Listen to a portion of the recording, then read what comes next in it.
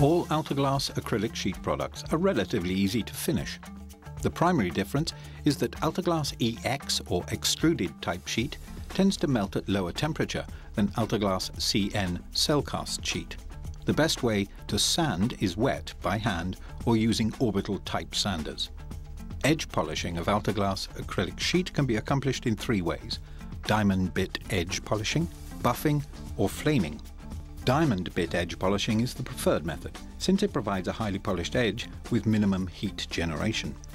Buff polishing can be used to provide a high gloss edge with less heat generation than flame polishing, which lessens the chances for stress development. A high gloss can be produced in a very short period of time by flame polishing. The preferred flame source is oxygen and hydrogen. Still, be aware that flame polishing produces stress. Stress can cause crazing, which can lead to premature failure of the polished part. To lower the risk of stress crazing, keep the flame as small as possible, concentrated on the edge of the sheet, and don't overlap the flame onto the surface where most crazing tends to occur. You could also avoid exposing the surface to flame by shielding it with an aluminium plate.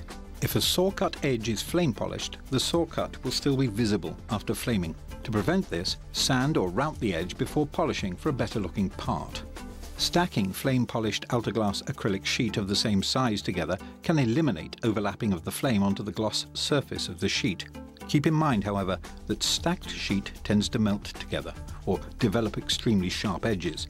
To avoid melting, peel back the film masking from the edge of the sheet. High gloss edges can be obtained on both colourless and most coloured Altaglass acrylic sheet. If you plan to flame polish an edge that's to become part of a cemented joint, the cementing should be accomplished first. The joint should be left to cure for at least 4 hours before you flame polish. Delay flame polishing as long as possible, since you run the risk of creating bubbles in the joint if you flame polish too quickly after cementing.